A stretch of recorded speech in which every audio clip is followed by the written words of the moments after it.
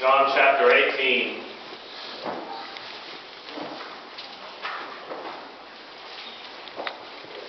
John chapter 20. We did 18 Friday night, and now we get to hear the good news, the happy ending. John chapter 20, beginning with verse 1. Early on the first day of the week, while it was still dark, Mary Magdalene went to the tomb and saw that the stone had been removed from the entrance. So she came running to Simon Peter and the other disciple, the one Jesus loved, and said, "They have taken the Lord out of the tomb, and we don't know where they have put him." So Peter and the other disciple started for the tomb. Both were running, but the other disciple outran Peter and reached the tomb first. He bent over and looked in at the strips of linen lying there, but did not go in. Then Simon Peter, who was behind him, arrived and went into the tomb. He saw the strips of linen lying there, as well as the burial cloth that had been around Jesus' head. The cloth was folded up by itself, separate from the linen. Finally, the other disciple who had reached the tomb first also went inside. He saw and believed. They still did not understand from Scripture that Jesus had to rise from the dead. Then the disciples went back to their homes, but Mary stood outside the tomb crying. As she wept, she bent over to look into the tomb and saw two angels in white, seated where Jesus' body had been, one at the head and the other at the foot. They asked her, "Woman, why are you crying?" "They have taken my Lord away," she said, "and I don't know where they have put him." At this she turned around and saw Jesus standing there, but she did not realize that it was Jesus. "Woman," he said, "why are you crying? Who is it you are looking for?" Thinking he was the gardener, she said, "Sir, if you have carried him away, tell me where you have put him, and I will get him." Jesus said to her, "Mary." She turned toward him and cried out in Aramaic, "Rabboni," which means teacher. Jesus said, "Do not hold on to me, for I have not yet returned to the Father. Go instead to my brothers and tell them, I am returning to my Father and your Father, to my God and your God."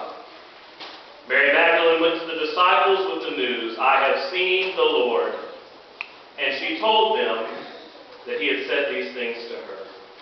The word of the Lord. Walking, running, standing. Now, you've already heard a wonderful message today, and didn't our choir do a tremendous job?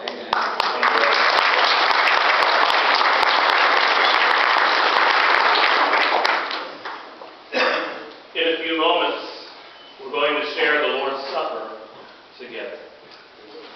Now, maybe you're a visitor today and you say, "Should I take the Lord's Supper?"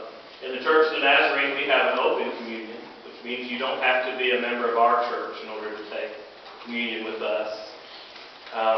If you know today that you need Jesus, wherever you are in that journey, then this table is for you. Jesus invites you to come and dine. In a few moments, I'll call the ushers forward, and we'll have the bread and juice on this side and the bread and juice on this side. I'll invite you to stand, to come in the center aisles and receive the elements, and then go the outside aisles and return to your seat and wait until everyone has been served, and then we'll receive that meal together. Now, there's going to be a longer version of this sermon at the website that I have up here on the screen. Okay, this is our new website. Write this address down, www.crosstu.info. And the sermon is already up there, so if you read ahead, then you've already heard the sermon today. I will see you next week. Nobody has anywhere to go today anyway. You go to that website, you can find the sermon, you can find the corresponding discussion guide, you can find scriptures and prayers to use this week.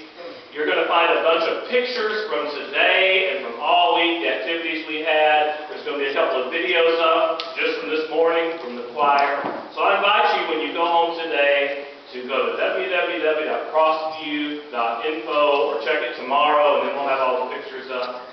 But I do want to share with you a few words this morning about walking, running, and standing that we find in the Scripture. There was a preacher's son that had gotten kind of rebellious. And he quit going to church. He let his hair